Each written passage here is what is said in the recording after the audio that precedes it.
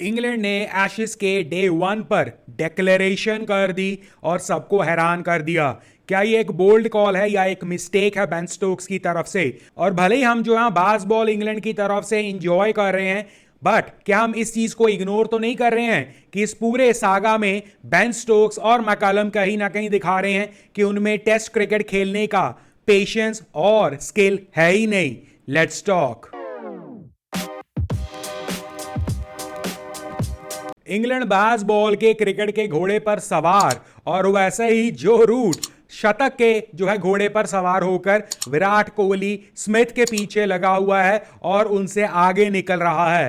कहीं ना कहीं रूट और बास्केटबॉल इंग्लैंड की कहानी एक ही है, फटाफट क्विकली और इफेक्टिवली। डे 1 की हाईलाइट रही जो रूट की सेंचुरी, इसके अलावा हैरी ब्रुक का आउट होना, जिस तरह से वो आउट हुए, और सबसे इंपॉर्टेंट बेन स्टोक्स की कप्तानी, बेन स्टोक्स की डिक्लेरेशन। अब कुछ लोग इसे जो है वेरी स्मार्ट मूव कह रहे हैं, वो रीजन केवल और केवल एक ही दे पा रहे हैं कि बेन स्टोक्स खिलाना चाहते थे ब्रॉड वर्सेस डेविड वार्नर। और यहीं पर हम एक क्वेश्चन रेज कर सकते हैं कि बेन स्टोक्स और मैकलम कहीं एक टेस्ट क्रिकेट खेलने की स्किल को और पेशेंस को लैक तो नहीं करते?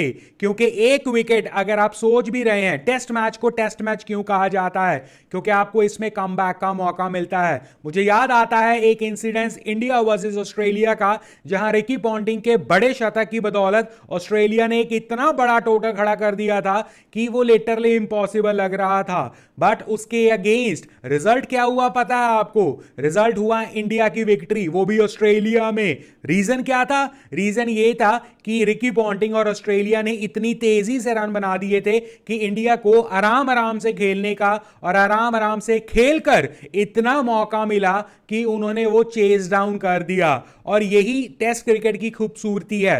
Yes, at the end runs matter, but आप अगर 400 से कम जो है रन बनाकर पहले दिन पर डिक्लेरेशन कर रहे हैं, दो ही रीजन हो सकते हैं। एक, आपको अपने बैट्समैन के ऊपर भरोसा नहीं है, या आपके टेल एंडर्स वहां पर बैटिंग कर रहे हैं, जो कि इस केस में नहीं था, क्योंकि जो रूट वहां पर थे, यस, जो रूट आउट हो जाते तो हम जो है बात मान सकते थे, चाहे जो है 400 बना होता, चाहे 450 बना होता, चाहे कुछ भी बना होता। बेन स्टोक्स ने डिसाइड किया कि डिक्लेयर कर दिया जाए, और यहां पर हो सकता है 450 रन बन जाते, वहां पर हो सकता है 500 रन बन जाते। और यहीं पर टेस्ट क्रिकेट की खूबसूरती।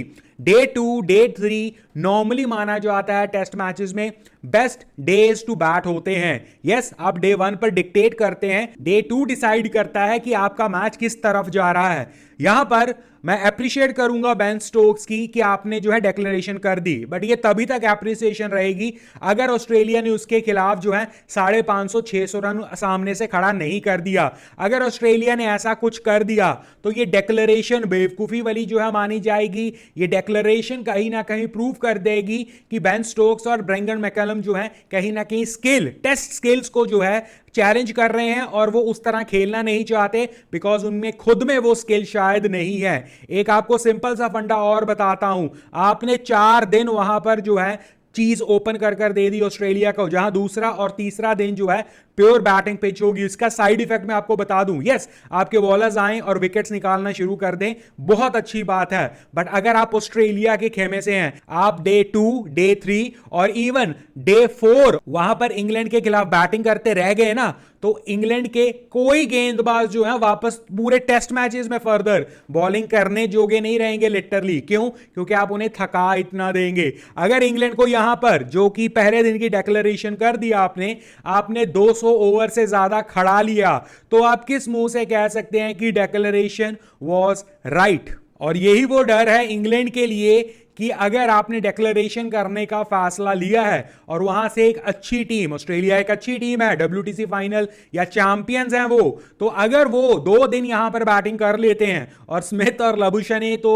मशहूर हैं इंग्लैंड में ये सब कुछ करने के लिए, तो इंग्लैंड के गेंदबाजों क्या क्या होगा, इंग्लैंड रन्स के अगेंस्ट क्या होगा, एंड ऑल दैट। और उस सिचुएशन में बहुत इजी है, अगर आपका टेस्ट मैचेस का माइंडसेट नहीं है, आप गिव अप भी कर दोगे मैच, क्योंकि आपके पास एक रीजन है कि हम तो रिजल्ट जो है वो चाहते थे और रिजल्ट आ गया, भले ही हम जो है उसे हार गए। तो ये एक बहुत थिन लाइन है कि आपके पास वो स्किल है या नहीं, या आप ओवर एग्रेसिव के चक्कर में अपनी जो है पोल खोल रहे हैं। एग्जांपल के तौर पर बेन स्टोक्स बैटिंग करने जो आते हैं और वो अपना जो है बस बैट घुमाना जो है पहली गेंद से शुरू कर देते हैं, और रिजल्ट क्या हुआ, आउट, और जो है सस्ते में आउट हो गए।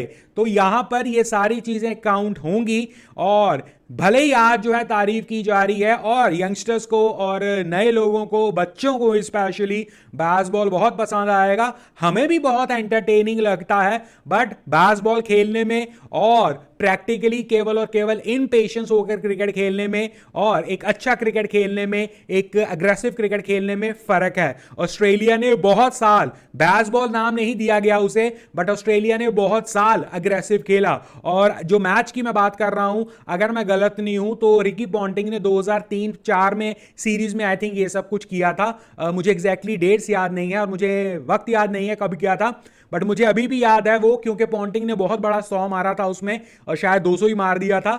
वहां पर ऑस्ट्रेलिया सिर्फ हारा इसलिए क्योंकि उन्होंने 500 550 जो भी रन मारे थे वो बहुत तेजी से मारे थे, तो वो मुझे याद है आज तक, और इसीलिए भारत जीता था। और यहां पर ऑस्ट्रेलिया के पास मौका है, इंग्लैंड 400 से नीचे रन बनाकर गया है और ऑस्ट्रेलिया ने इंडिया के खिलाफ 450 रन बनाए थे, और ये पिच और इजी होगी और बेटर होगी। यहां पर इवन स्पिनर्स के लिए बाउंस एंड ऑल दैट वो अभी नहीं होने वाला।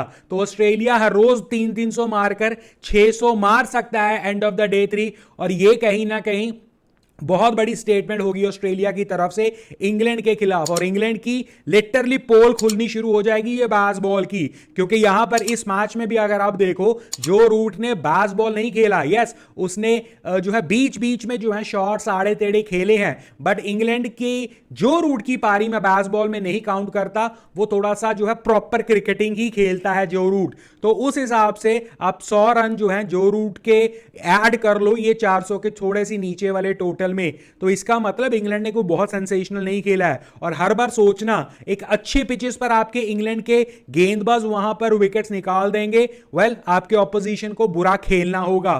पाकिस्तान में बास्केटबॉल इसलिए हिट नहीं हुआ कि इंग्लैंड ने बहुत अच्छा खेला, इंग्लैंड ने सिर्फ और सिर्फ अच्छा खेला और उसे इंप्लीमेंट रिजल्ट जो है निकालने की कोशिश की, बट आगे पाकिस्तान इतना डिफेंसिव था, उनके कैप्टन इतने डिफेंसिव थे, वो बौखला गए, इसलिए उन्होंने आपको victory they the. But Australia जैसे माइंडसेट के सामने मे बी ये पॉसिबल ना हो, और ये बहुत इंटरेस्टिंग होगा वाकई। मैंने कल वाली वीडियो पर 3-2 और 4-1 की प्रेडिक्शन की है टुवर्ड्स वन साइड, और ऑस्ट्रेलिया को मैंने फेवर किया है, बट जो ये पहले दिन डिक्लेरेशन हुई है, अगर इसका जवाब ऑस्ट्रेलिया जो है धूम धड़ाके से जो है 550-600 रन बनाकर देता है, तो पॉसिबली ग्लेन मैकग्रा की बात हमें याद आना शुरू हो जाएगी, और इंग्लैंड की बास्केटबॉल जो है टेस्ट मैचेस खत्म होते होते उसकी हवा वैसे ही निकल जाएगी, इंडिया के दौरे की जरूरत ही नहीं पड़ेगी। बट इंटरेस्टिंग है, वेट एंड वॉच होगा। और इंग्लैंड की डिक्लेरेशन मुझे पर्सनली इस वक्त जो है बेवकूफी लग रही है, बट मे बी अगर वो 250-300 पर आउट कर देते हैं ऑस्ट्रेलिया को तो वो मास्टर स्ट्रोक कहलाया जाएगा। बट स्टिल आई थिंक हम कहीं ना कहीं बास्केटबॉल के जो है एक एरा में, या बास्केटबॉल की जो है चमक में शायद ये इग्नोर कर रहे हैं कि बेन स्टोक्स और मैकलम का माइंडसेट ही नहीं है टेस्ट मैच और टेस्ट मैच की स्केल वाला। Maybe I am wrong, maybe I am right, वक्त ही बताएगा। आपको क्या लगता है कमेंट सेक्शन में बताइएगा, लाइक शेयर सब्सक्राइब जरूर कीजिएगा।